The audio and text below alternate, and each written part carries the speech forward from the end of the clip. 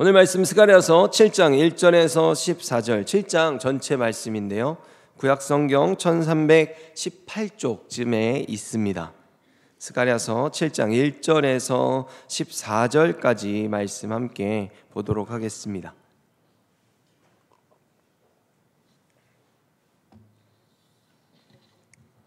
(7장 1절에서 14절) 말씀 함께 교독하도록 하겠습니다. 제가 먼저 읽겠습니다. 다리오 왕 제4년 9째 달 곧 기슬레월 4일에 여호와의 말씀이 스가랴에게 임하니라. 그때 베델 사람이 사레셀과 레겜멜렉과 그의 부하들을 보내어 여호와께 은혜를 구하고 만군의 여호와의 전에 있는 제사장들과 선지자들에게 물어 이르되 내가 여러 해 동안 행한 대로 5월 중에 울며 근신하리까 하매 만군의 여호와의 말씀이 내게 임하여 이르시되 온 땅의 백성과 제사장들에게 이르라. 너희가 70년 동안 5째 달과 7째 달에 금식하고 애통하였거니와 그 금식이 나를 위하여 한 것이냐. 너희가 먹고 마실 때 그것은 너희를 위하여 먹고 너희를 위하여 마시는 것이 아니냐. 예루살렘과 사면 성읍에 백성이 평온히 거주하며 남방과 평원에 사람이 거주할 때에 여호와가 옛 선지자들을 통하여 외친 말씀이 있지 않으냐 하시니라. 여호와의 말씀이 스가랴에게 임하여 이르시되 만군의 여호와가 이같이 말하여 이르시기를 너희는 진실한 재판을 행하며 서로 인애와 긍휼을 베풀며 과부와 고아와 나그네와 궁핍한 자를 압제하지 말며 서로 해하려고 마음에 도모하지 말라 하였으나 그들이 듣기를 싫어하여 등을 돌리며 듣지 아니하려고 귀를 막으며 그 마음을 금강석 같게 하여 율법과 만군의 여호와가 그의 영으로 옛 선지자들을 통하여 전한 말을 듣지 아니하므로 큰 진노가 만군의 여호와께로부터 나왔도다. 내가 불러도 그들이 듣지 아니한 것처럼 그들이 불러도 내가 듣지 아니하리라. 만군의 여호와가 말하였느니라. 내가 그들을 바람으로 불어 알지 못하던 여러 나라에 흩었느니라.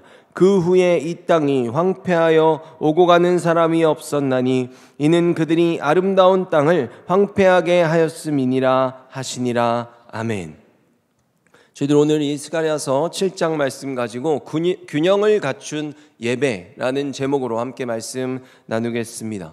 여러분, 저희들 지난 시간까지 스가랴서의 7개의 환상을 다루었습니다. 스가랴는 그 말씀을 백성들에게 선포했고요. 그래서 스가랴의 말씀을 듣고 백성들은 정말로 다시 일어서게 됩니다. 성전을 짓는 거죠. 그래서 그때 1장 1절에 그 말씀이 스가랴서에게 임했던 그 시기를 보면요, 다리오 왕 제2년 8째 달에, 그러니까 2년째라고 지금 말하고 있죠. 여호와의 말씀이 이또의 손자 베레가의 아들 선지자 스가랴에게 임하니라. 아멘.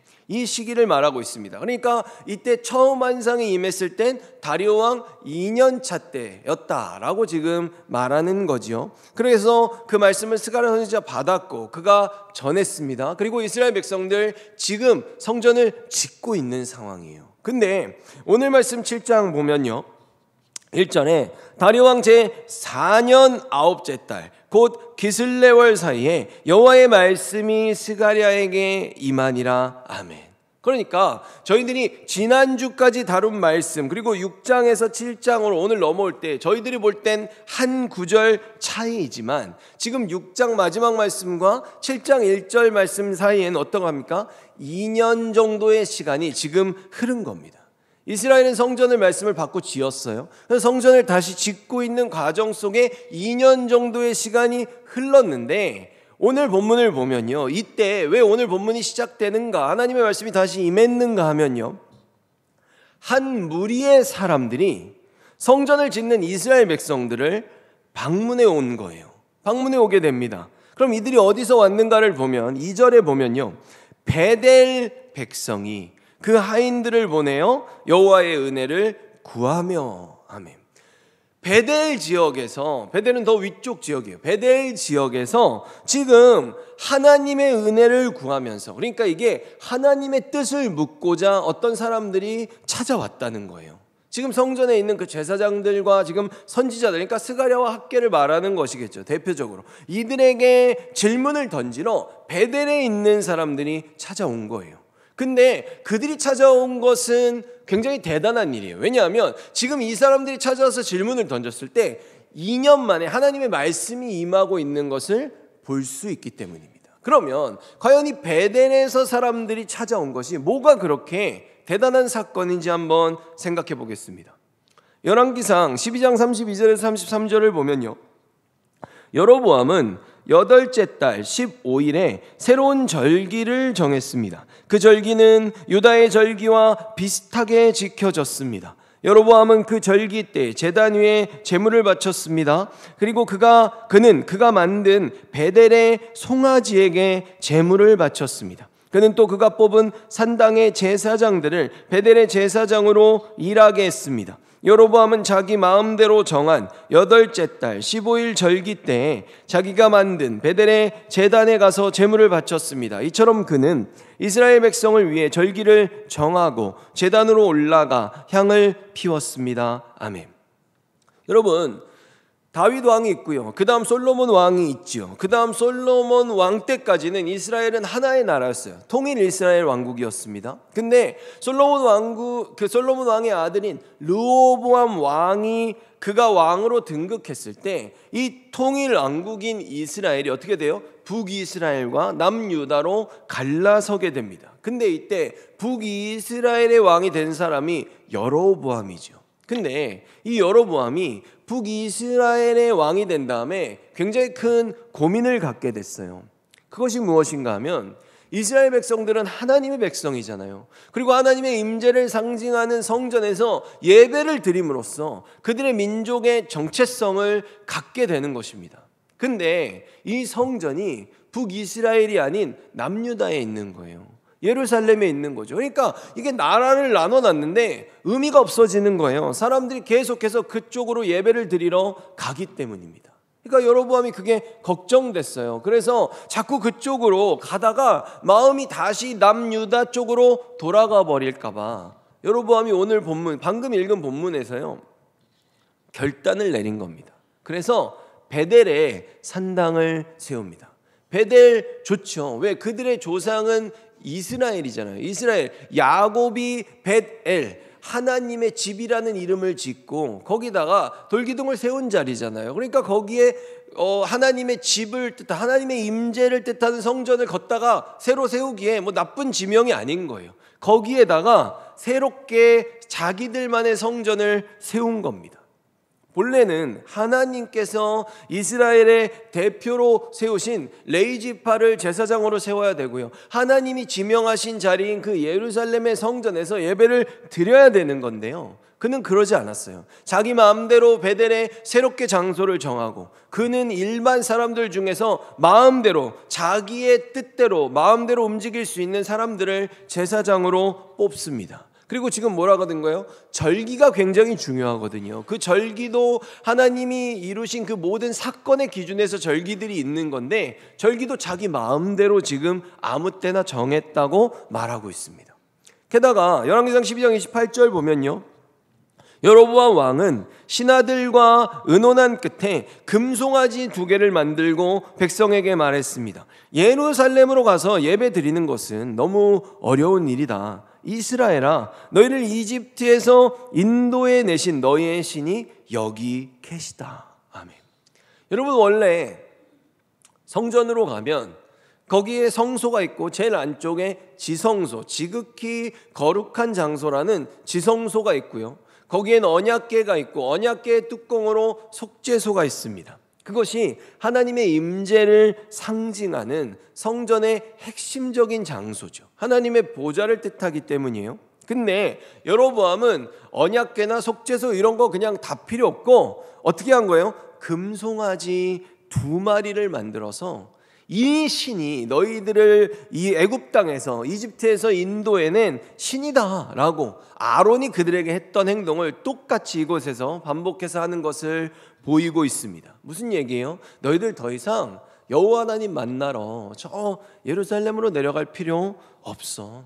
거기 가봤자 그죠? 거기는 보이지도 않아요. 그죠? 하나님을 보여주지도 않잖아요. 근데 여기서는 정확하게 금송아지 2마리 딱 해서 너희들의 신이 여기 있다고 보여주는 그런 아주 그들이 원하는 것들을 그대로 들어주는 그 산당을 그 이스라엘에 세운 겁니다. 그래서 이때부터 북이스라엘은요, 하나님의 백성으로서의 정체성을 상실하게 됩니다. 엄밀히 말해서 하나님을 따름으로써 존재하는 하나님의 백성인데 그들은 더 이상 여호와 하나님을 예배하는 하나님이 정하신 방식들을 거부했기 때문이죠. 그렇게 북이스라엘은요, 하나님의 여러 가지 경고가 있었지만 그럼에도 불구하고 범죄하고 아시리아에게 멸망당하게 됩니다. 남유다도 성전을 가졌다고 하나 그들도 똑같이 범죄함을 따랐고요, 그 길을 갔고 그들도 바벨론에게 멸망을 당하게 됩니다. 그런 다음에 이제 고난 다 받고 하나님의 약속하신 대로 지금 다시 예루살렘으로 돌아온 상황이잖아요. 숱한 방해 속에서 근데 돌아왔음에도 불구하고 이들이 성전을 그대로 지었으면 좋은데 성전 짓기를 멈췄어요. 그러니까 하나님께서 스가랴 선지자를 부르셨고요, 그들에게 말씀을 전함으로써 다시 일어섰습니다. 근데 이제 성전을 그 어떤 의지를 갖고 다시 일어서서 하나님의 도우신 가운데 짓고 있는 상황 속에 스가랴의 말씀 받고 약 2년 정도 시간이 지났어요. 성전은 4년째 완성됩니다. 그러니까 성전 중간 정도 지었을 때 지금 이 사건이 일어난 거죠. 그때 베델에서 사람들의 무리가 찾아온 겁니다. 여러분, 이게 뭐냐면 북이스라엘과 남유다였어요. 그리고 지금 예루살렘의 성전을 짓습니다. 근데 북이스라엘은 자신들은 완전히 다른 나라이고 우리가 하나님의 나라야 라는 정체성을 갖고 베델에다가 새로운 성전을 지었단 말이에요. 근데 지금 그 베델에 있는 사람들이 이 예루살렘에 다시 세워지는 이 성전에 있는 이들에게 와서 그 제사장들에게 그 선지자들에게 하나님의 의중을 묻고 있다는 겁니다. 무엇이에요? 이 시기가 북이스라엘로 갈라진 다음에 지금 다시 이곳에 질문하러 오기까지 약 400년 정도의 시간이 흘렀습니다.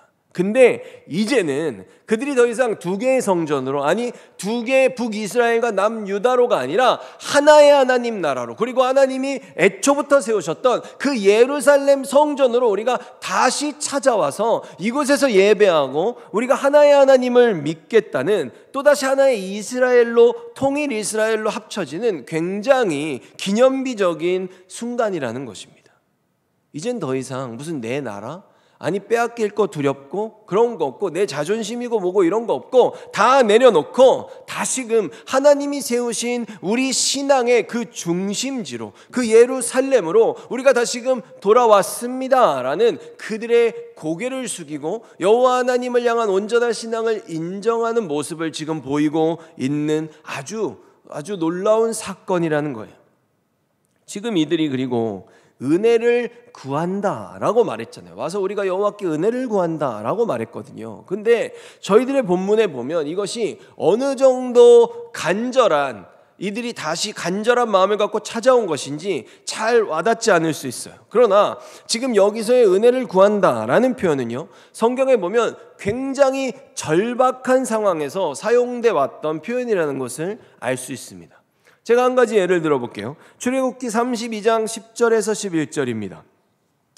그러니 이제는 나를 말리지 말라. 나의 노여움이 너무 크므로 나는 그들을 멸망시키겠다. 하지만 너만은 살려두어 큰 민족을 만들어 주겠다. 그러나 모세는 여호와 하나님께 매달렸습니다. 여호와여, 어찌하여 주님의 백성에게 노여워하십니까? 아멘.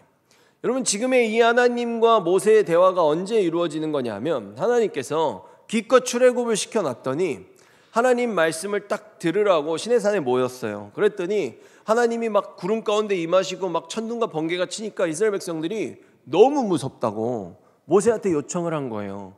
우리 너무 무서우니까 당신이 말씀 받아가지고 우리한테 주면 안 됩니까? 우리들 죽을까 봐 너무 두려우니까 밑에 내려가서 우리들 기다리고 있겠습니다 라고 한 거예요.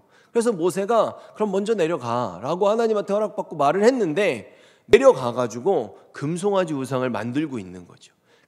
그 상황 속에서 하나님께서 말씀을 받고 있던, 십계명을 받고 있던 모세에게 이 말씀을 하시는 거예요. 저 백성들 내가 심판해야 되겠다고. 그러니까 모세가 어떻게 한 거예요? 자신의 생명을 걸고 여호와 하나님께 저들을 살려달라고 매달립니다. 그래서 여기서 아까 뭐라고 나왔어요? 모세가 여호와 하나님께 매달렸습니다 라는 그 표현 있잖아요. 그것이 지금 베델에서 지금 사람들을 보내서 은혜를 구한다라는 이 표현과 같은 표현입니다. 그러니까 지금 베델에서 다시금 우리가 예루살렘의 성전을 정말 온전한 성전으로, 그리고 이제 더 이상 북이스라엘과 남유다 아니고 하나의 나라로서 우리가 당신들의 그 하나님, 우리의 하나님으로 섬기겠습니다. 우리를 받아주세요. 우리에게 하나님의 뜻을 알려주세요 라는 이들의 마음이 굉장히 간절한 마음이었다는 것을 저희들이 알 수 있다는 것이죠. 그러면 이들이 이토록 간절하게 찾아와서 물어본 사안이 어떤 내용이었을까요? 3절을 보면요, 만군의 여호와의 전에 있던 예언자들과 제사장들에게 가서 물었습니다. 지난 여러 해 동안 우리는 5째 달을 특별한 달로 지켰습니다. 우리는 이 달에 슬퍼하며 금식을 했습니다. 앞으로도 계속해서 그렇게 해야 합니까? 여러분, 베델 사람들이요, 지금까지 매년 매해마다 5째 달에 특별히 기간을 정해놓고 금식을 해왔다는 거예요. 국가적으로 이 금식을 지켜왔다는 거죠. 근데 지금은 이 금식을 해왔던 건 그들이 어떤 소망이 있었고 애통함이 있었는데, 이제는 지금 보니까 당신들이 성전을 다시 짓고 하나님의 회복이 이루어지고 있는 모습이 눈앞에 보여지고 있잖아요. 그러니까 이제 우리가 이 금식 그만해도 될까요? 라는 것을 지금 물으러 온 겁니다. 여러분, 이게 무엇이냐면요, 당시 이스라엘 남유다가 바벨론의 침공을 받고 성전이 무너졌잖아요. 근데 이 성전이 무너지는 과정 속에서 굵직굵직한 사건들이 있었어요. 그들이 찾아와서 포위했을 때, 그들이 성벽을 무너뜨렸을 때, 뭐 이런 굵직굵직한 사건들은요, 성경에 보면요, 날짜가 표기되어 있어요. 근데 이 굵직굵직한 사건을 통해서 성전이 무너졌잖아요. 그때를 기억하면서 그 기간 동안에 이스라엘 백성들이 바벨론 포로 70년 동안에 계속해서 금식을 했던 거예요. 근데 이 베델 사람들이 지금 뭐라고 말하는 거예요? 그때 우리도 계속해서 같이 금식을 했었다고 지금 말하고 있는 거죠. 우리 한마음 한뜻으로 계속 우리도 슬퍼했어요. 성전의 그 회파를 슬퍼했어요 라고 말하는 거예요. 그러면 이 5째 달이 언제인지 한번 보겠습니다. 열왕기하 25장 8절 그리고 10절에서 11절의 말씀을 보면요, 바벨론 왕 느부갓네살의 19째 해 5월 7일에, 정확하게 5째 달이라고 말하고 있죠. 5월 7일에 바벨론 왕의 신복 수의대장 느부사라단이 예루살렘에 이르러 예루살렘 주위의 성벽을 헐었으며 성중에 남아있는 백성과 바벨론 왕에게 항복한 자들과 무리 중 남은 자는 모두 사로잡아가고 아멘. 그러니까 느부갓네살 왕의 부대로 인해서 성벽 헐리고 성전이 완전히 헐어지고 불타버린 때가 바로 이 5월이었던 겁니다. 그러니까 이 5월의 시기를 기억하면서 이스라엘 백성들이 하나님의 약속, 그 희망과 회복의 때를 고대하면서 지금까지 계속해서 이 시기에 금식을 해온 거예요. 어찌 보면 굉장히 대단한 거죠. 그렇죠? 여러분, 지금 이 사람들 몇 년 동안 해왔다고 말하면 70년 동안 우리가 금식을 해왔다고 지금 고백하는 겁니다.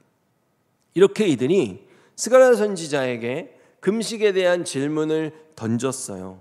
그러니까 7개의 환상이 보여진 이후에 다시 2년 만에 하나님의 말씀이 스가랴에게 임하게 됩니다. 그래서 7장 4절에서 6절이 이 이야기인데요, 만군의 여호와께서 내게 말씀하셨다. 이 땅에 온 백성과 제사장들에게 전하여라.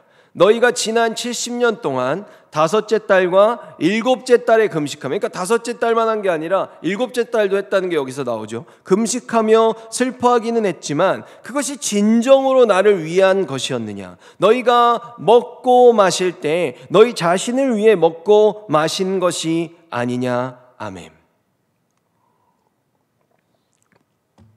여러분, 질문은 베델 사람들이 했어요. 근데 하나님께서 바로 스가랴 선지자에게 말씀을 하시는데요, 이 말하는 대상을 보세요. 베델 사람들이 물었으면 베델 사람들한테 대답해야 되잖아요. 근데 하나님께서는 베델 사람들이 물었지만 5절에 보면 온 백성과 제사장들에게 전하여라 라고 말씀하십니다. 그러니까 베델 사람들을 사실 하나님은 받아들이시는 거죠. 그렇죠? 하나님의 백성으로 받아들이는 거예요. 이들의 질문을 온 백성에게 대답하시는 것은 이미 베델 사람들의 의도를 하나님 아시고 받으시는 거죠. 근데 하나님이 하시는 말씀의 내용을 보면요, 너희들의 금식이 70년 동안 꼬박꼬박 해왔다고는 하지만 하나님의 입장에서 볼 땐 그 안에 뭐가 없다는 거예요? 진실된 신앙이 여전히 없다는 거예요. 여러분, 이거 제가 베델 사람들의 입장이라고 하면요, 굉장히 충격적인 겁니다. 70년 동안 굉장히 열심히 해야 될 것들을 자기들 나름대로는 한다고 생각했는데 하나님이 보실 때 그들의 마음에 진심이 없다고 지금 말씀하셨기 때문이에요. 근데 지금 하나님이 하시는 말씀을 보면요, 너희들의 마음에 진심이 없어. 진짜 금식 나 때문에 한 거 맞아? 라고 말씀하시고 다음에 이어가는 말씀을 보면요, 엄밀히 말해서 하나님은 지금 금식에 대해서 말씀하시는 게 아닙니다. 6절을 다시 보겠습니다. 너희가 먹고 마실 때, 여러분 이건 금식하는 기간이 아니잖아요. 그죠?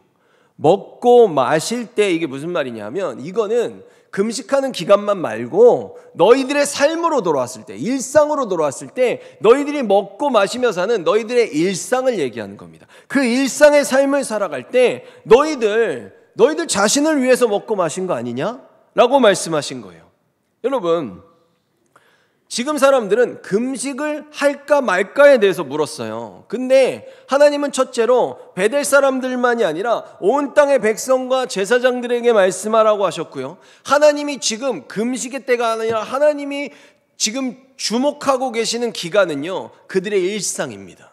너희들이 먹고 마실 때, 그 시기를 말하고 있어요. 너희들 금식 굉장히 말 잘했어. 근데 너희들 그 금식 기간만이 아니라 평소에 허락된 삶을 살아갈 때, 너희들이 먹고 마실 때 너희들만을 위해서 살아가고 있잖아 라고 말씀하신 거예요. 지금 가장 중요한 문제는 너희들이 금식이라는 것을 하고 말고 1년에 2번을 하든 3번을 하든 그거의 문제가 아니라 너희들이 구원받고 너희들이 축복받고 그러면서 너희들이 잘 먹고 잘 살겠다는 그 삶에 임하는 마음의 자세가 잘못됐다는 겁니다. 그러면서 말씀을 이어가세요. 7절입니다. 예전에도 나는 예언자들을 통해서 똑같은 말을 전하게 하였다. 그때는 예루살렘에 사는 사람들이 살고 번영하였다. 아멘. 여러분, 이게 무슨 말이에요? 지금 너희들 나한테 굉장히 무슨 새로운 정보가 필요한 것처럼 새로운 정보를 달라고 왔는데, 원래 지금 내가 너희들한테 줘야 되는 이 정보, 이 말씀이 예전의 선지자들한테 들었던 그 말씀이야. 이미 들었는데 너희들이 그것을 행하지 않고 있으니까 뭔가 새로운 게 더 필요한 것처럼 얘기하고 있으나 나는 너희들에게 이 말을 이미 했어 라고 말씀하시는 거죠. 하나도 안 다르다는 겁니다. 그리고 지금 뭐라 그래요? 그때는 예루살렘의 사람들이 살고 번영하였다. 그러니까 그때는 지금보다 내 말씀을 받았을 때 너희들의 상황이 훨씬 더 좋았다는 거예요. 사람도 더 많았고 나라가 굉장히 번성하고 잘 살았다는 거죠. 그게 무슨 얘기냐면요, 너희들 굉장히 잘 살 때도 나한테 말했어. 나를 더 잘 살게 하시면 내가 더 열심히 섬기겠다고. 근데 너희들은 그때도 내 말 안 들었었어 라고 말씀하시는 겁니다. 그러면서 뒤에 말씀을 이어가십니다. 9절에서 12절과 14절 말씀 제가 읽겠습니다. 만군의 여호와의 말씀이다. 이제 예전에 했던 그 말이라고 하면서 그 얘기를 지금 다시 해주시는 거죠. 의롭고 올바른 재판을 하여라. 서로 사랑과 긍휼을 베풀어라. 과부와 고아와 외국인과 가난한 사람을 억누르지 마라. 다른 사람을 해칠 마음조차 품지 마라. 그러나 그들은 내 말에 복종하지 않았다. 그들은 등을 돌리고 귀를 막았다. 그래서 나 만군의 여호와가 크게 노하였다. 그래서 내가 그들이 알지 못하는 모든 민족 가운데로 회오리 바람으로 흩어버렸다. 그래서 그 땅은 황폐하여 사람이 살 수 없게 되었다. 그들이 즐거움의 땅을 황폐하도록 만들었기 때문이다. 아멘. 여러분, 저희들이 믿는 하나님은 거룩하신 분입니다. 이 하나님이 가지신 거룩함은 주님의 완전한 성품을 드러내는 거예요. 점도 없고 흠도 없고 티도 없는, 그래서 그 어떤 죄도 없는 하나님의 완전하심입니다. 그런데 이스라엘 백성들은요, 지금 하나님이 지적하신 것처럼 매사에 그들 중심이었어요. 내 삶의 중심, 내 삶의 주인의 자리에 하나님이 아닌 나를 세워놓는 것이 죄이지 않습니까? 평소에 먹고 마시는 거 다 자기 자신을 위한 것이었고요. 금식을 했던 것도 어떤 의도였는가? 이사야 시대에 이 말씀을 처음에 주셨을 때 하나님 뭐라고 말씀하셨는가 보겠습니다. 3절 4절 보면요, 58장인데요. 그들이 말하기를 우리가 금식을 했는데도 주께서 보지 않으셨습니다. 우리가 스스로를 괴롭히며 기도하였는데도 주께서 알아주지 않으셨습니다 라고 한다. 그러나 여호와께서 말씀하신다. 너희가 금식하는 날에 너희는 마음에 드는 일만 했고 너희 일꾼들을 억눌렀다. 보라, 너희가 금식하면서 논쟁하며 다투며 악한 주먹으로 치는도다. 너희가 오늘 금식하는 것은 너희의 목소리를 상달하게 하려는 것이 아니니라. 여러분, 이게 바로요 종교인의 모습입니다. 종교는 내가 삶을 살아가기 위해서 내가 선택한 신에게 원하는 걸 받는 겁니다. 그래서 그들로부터, 그 신들로부터 내가 원하는 걸 얻어내기 위해서 신이 나에게 하라는 것들을 내가 하는 거예요. 이건 일종의 거래죠. 몇천 번 절을 하면 뭐를 들어준대. 얼마를 내면 뭘 피할 수 있대. 원하는 만큼의 정성을 달라고 할 때 그걸 투자하면 원하는 걸 받는 겁니다. 더 큰 일을 이루기 위해서 더 큰 일을 막아낼 수 있는 더 큰 대가를 요구하면 그걸 주면 되는 거예요. 이런 관계 속에는 서로를 배려하거나 사랑하거나 뭐 어떤 인간적인 관계나 대화나 어떤 일방향적인 희생 같은 거는 전혀 존재하지 않습니다. 하나님이 지금 말씀하시는 거예요. 너희들 왜 굶었어? 금식을 한 이유가 뭐야?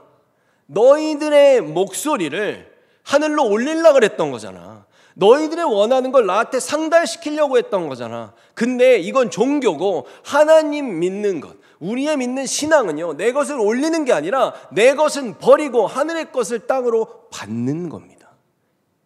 이것이 여호와 하나님을 믿는 신앙이죠. 근데 이스라엘은 그렇게 하지 않았어요. 우상을 섬기는 방식과 똑같이 하되 그 우상의 자리에 하나님만 둔 거죠. 왜 그래요? 그 우상들보다 하나님이 훨씬 더 능력이 많거든. 봤을 때 하나님이 진짜거든.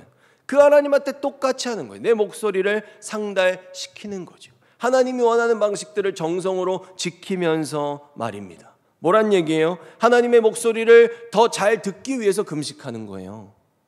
금식은 내 세상의 어떤 육적인 소욕들을 죽여요. 금식을 하면 사람이 힘이 빠집니다. 여러분, 신경질을 내려고 그러다가도 금식할 때는 신경질을 잘 못 내요. 왜냐하면 힘이 없어. 왜 그런 거예요? 내 세상의 육적인 소욕들을 죽이고 하나님 음성을, 하나님의 뜻을 더 잘 받으려고 금식하는 거예요.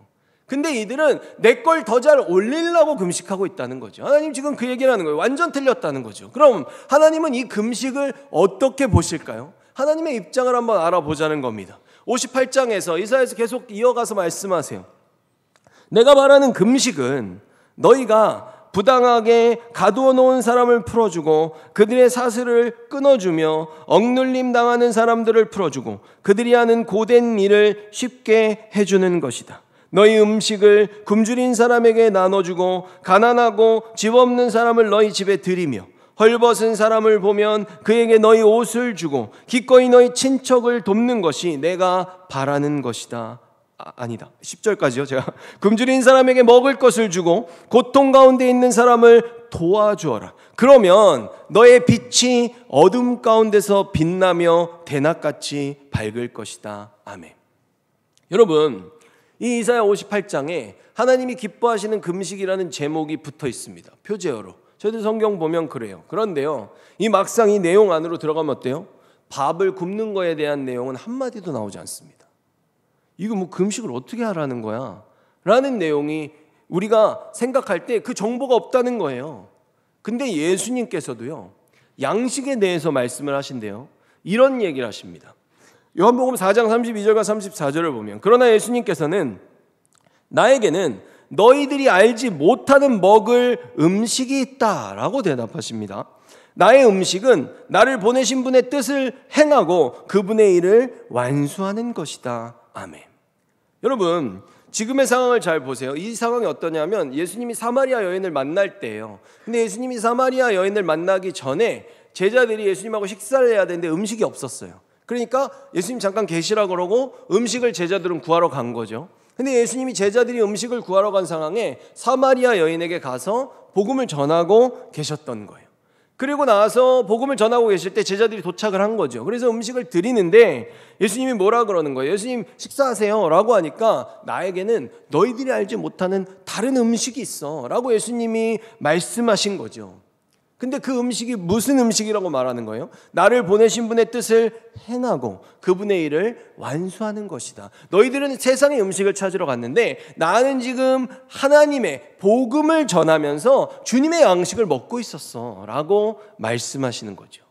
그러니까 아까 이사야에서 하나님이 너희들이 금식해야 돼 라고 하면서 말씀하신 그 쭉 모든 목록들은 뭡니까?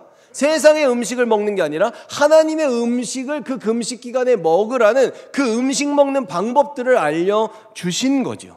근데요, 오늘 스가랴서에도 보면요, 하나님은 똑같은 말씀을 하십니다.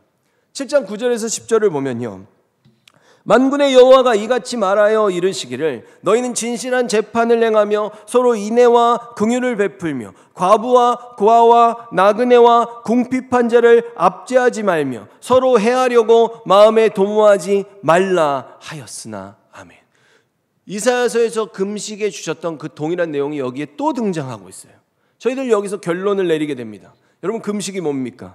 금식은 나는 하나님의 사람이어서 지금 하나님이 말씀하시는 이 하나님의 양식만 먹고 살아도 살 수 있습니다 라는 존재를 보여주는 거예요.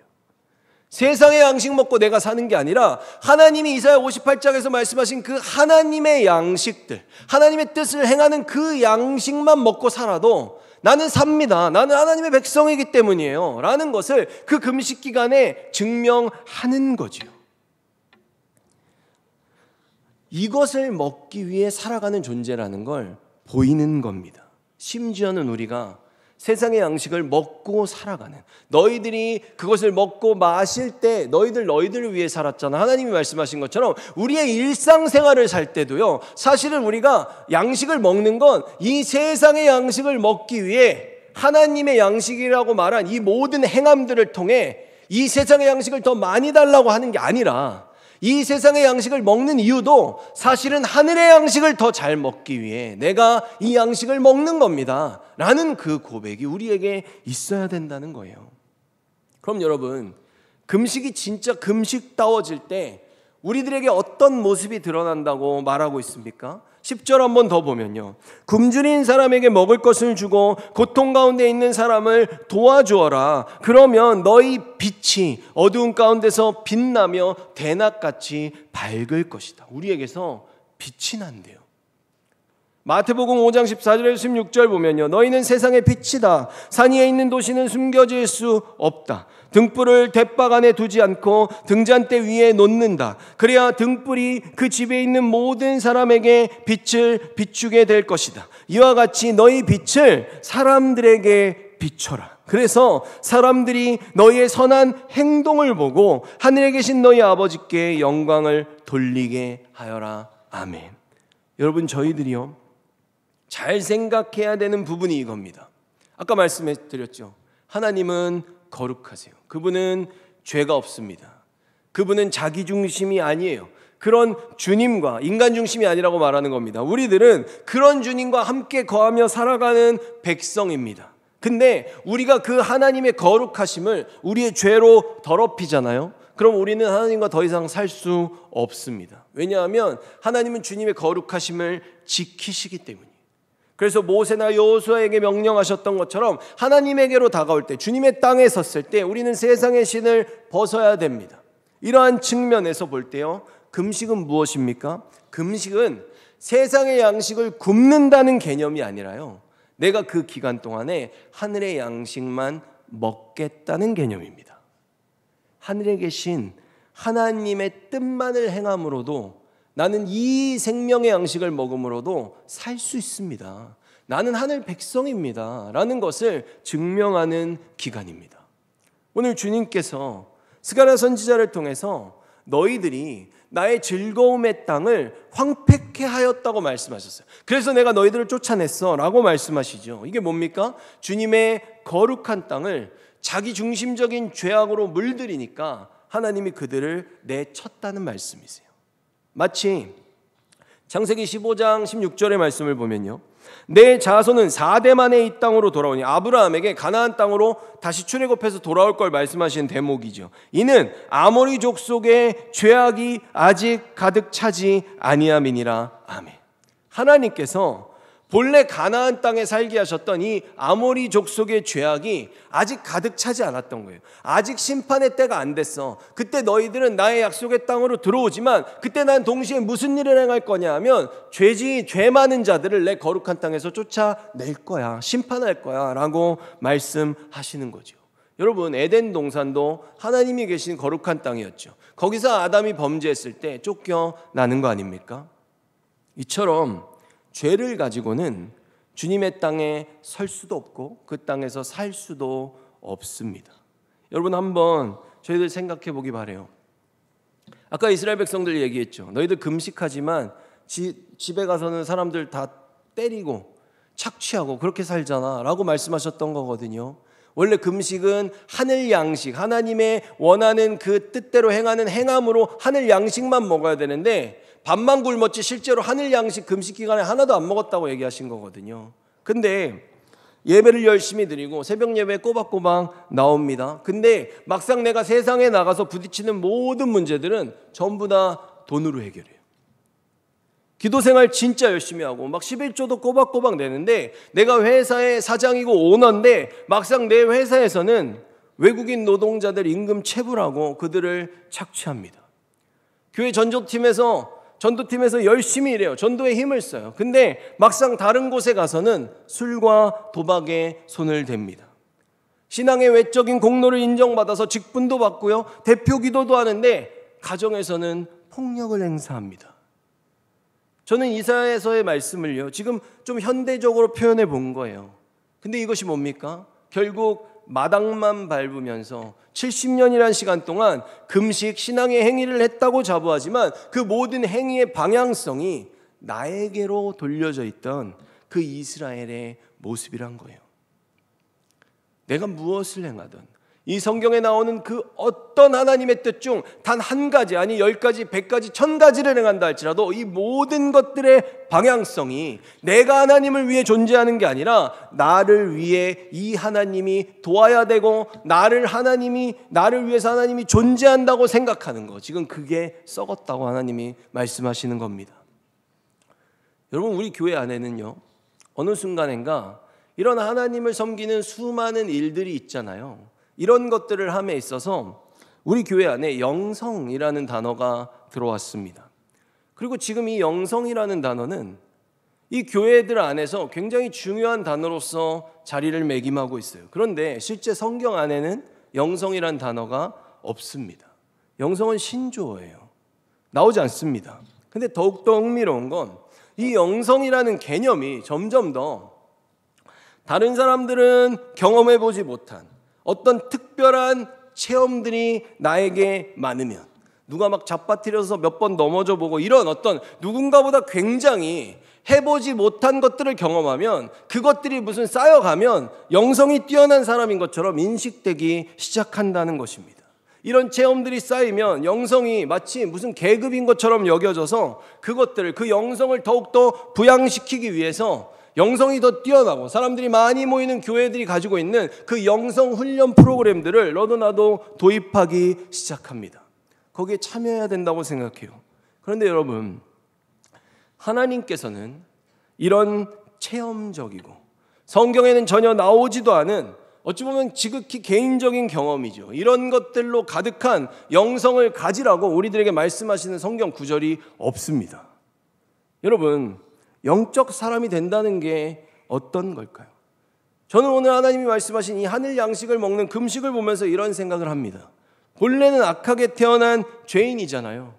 죄인의 성품을 갖고 있는데 이런 우리들이 원래 살아야 되는 방식대로 지극히 세상적이고 나 중심적인 사고와 삶의 습관들로부터 그것들을 다 버리고 다 내려놓고 예수 그리스도 안에서 거듭나서 나의 가는 모든 삶의 방향성을 주님에게로 돌리는 것, 그것이 영적으로 우리가 변하는 성경적인 영성이지 않겠습니까? 오늘 이사야서, 스가랴서, 그리고 예수 그리스도께서 우리들에게 계속해서 똑같은 걸 말씀하고 계세요. 하나님이 말씀하시는 하늘의 양식을 먹는 그 금식 기간에 해야 되는 그 하늘 양식을 먹는 그 선한 행실로 다른 사람들을 비추라고 우리들에게 말씀하고 계시죠. 그러면 어떻게 그 선한 행실을 행해야 하는 것입니까? 디모데후서 3장 16절 17절 보면 모든 성경 말씀은 하나님께서 감동을 주셔서 기록되었기 때문에 진리를 가르쳐주며 삶 가운데 무엇이 잘못되었는지 알게 해줍니다. 또한 그 잘못을 바르게 잡아주고 의롭게 사는 법을 가르쳐줍니다. 말씀을 통해 하나님을 바르게 섬기는 자로 준비하게 되고, 여기서 나옵니다, 모든 좋은 일을 할 수 있는 사람으로 자라게 됩니다. 아멘. 선한 행실을 하라 그러셨잖아요. 이 선한 사람으로 자라게 하는 걸 말씀을 통해서 하신다는 거예요. 사람들 앞에서 선한 행실을 보임으로써 그 삶을 통해 하나님께 영광 돌리고 이 세상에 빛을 발하라고 하신 거 아니겠습니까? 여러분, 이것을 조금 달리 표현해 보자면 교회 안에서 말씀을 중심으로 드려지는 그 예배와 우리들의 삶 속에서 그 말씀을 실천함으로써 비춰지는 밝은 빛을 발하는 우리들의 삶의 예배가 균형 있게 똑같은 예배로, 하나의 예배로 드려져야 된다고 말씀하시는 겁니다. 이것이 성경적인 영성이지 않겠습니까? 여러분, 지금 여러분들의 예배는 안녕하십니까? 정말로 하나님 앞에 그 여러분들의 삶의 예배가 온전한 균형감을 갖추고 있느냐는 것입니다. 오늘 스가랴서는 우리가 무엇을 회복해야 되는가, 그것은 너희들이 내가 70년 동안 열심히 섬겼어요 라고 말하는 게 아니라 정말 이 예배가 너희들의 삶의 그 예배, 하늘의 양식을 먹고 선한 행실로 빛을 발하는 그 예배로서 똑같이 균형감을 가지고 드러나고 있는가, 이것이 회복이라고 말씀하고 계십니다. 여러분, 예배는 정말로 중요하죠. 근데 이 예배가 삶으로 드려져야 되고 그 삶 속에서 빛을 발할 때 하나님이 그것을 진짜 예배로 받으시겠다는 겁니다. 우리들 주님 앞에서 나의 공예배와 나의 삶의 예배가 두 개의 예배가 아니라 언제나 하나로, 하나님께, 하나님도 한 분이신 것처럼 그분께 영광 돌릴 수 있는 그런 예배자로 우리가 세워지기를 예수 그리스도의 이름으로 축원합니다. 기도하겠습니다. 사랑과 은혜가 충만하신 하나님 아버지, 오늘 베델에서 이스라엘 백성들 가운데로 다시금 하나의 나라로 한 하나님의 백성으로 들어오고자 했던 자들이, 우리가 그동안 이 성전의 회복을 고대하며 70년 동안 정말로 열심히 우리가 금식했는데 어떻게 할까요? 라는 매우 간절한 질문을 드립니다. 그러나 하나님께서는 오히려 그 간절함에 질책을 더하십니다. 정말 너희들의 그 간절함이 나를 향한 열망이고 열정인지, 혹시 나의 이름과 나의 능력과 나의 뛰어난 그 전지전능함을 빌어서 너희들이 지금은 힘든데 다시금 잘 살고 싶은, 이 세상에서 좀 더 복된 삶을 누리고 싶은 그 마음으로 행한 것이 아니냐고, 너희들 정말 그 금식할 때 하늘의 양식을 잘 먹었느냐고 주님께서 물으시며, 동일한 말씀, 이사야 선지자를 통해 전했던 그 말씀을 주님이 다시 그들에게 돌려주셨습니다. 주님, 저희들은 지금 어떤 예배를 드리고 있습니까? 이곳에서 드리는 이 예배, 아버지의 마음을 깨닫는 이 예배가 정말 우리들의 삶 속에서 하늘 양식을 먹는 삶의 예배로 드려지고 있는지, 하나님께서는 이 삶의 예배가 없는 자들을 온전한 예배자로 인정하지 않고 계시는 모습을 저희들 오늘 보게 됩니다. 주님, 저희들 앞으로 살아갈 때, 아니 우리가 주님 만났을 때 우리들의 삶이 정말 선한 행실을 통해 주님의 빛을 밝히 바라고 아버지께서 그래서 점점 더 높이 있는 그 등경 위에 우리를 세우고자 하셨던 그런 예배자의 삶이 되기를 간절히 소망합니다. 우리들은 할 수 없고 우리들은 부족하지만 주님 도와주시고, 주님께서 이미 십자가 지시고 부활하시고 하늘로 승천하시고 보좌 우편에서 우리를 위해 간구하고 계시니 주님의 이름으로 나갈 때 모든 것이 이루어질 것을, 가장 완전하시고 거룩하신 주님의 뜻대로 성취될 것을 믿어 의심치 않으니 주님 우리 사용하시고 홀로 영광받아 주시옵소서. 예수 그리스도의 이름으로 기도드립니다. 아멘.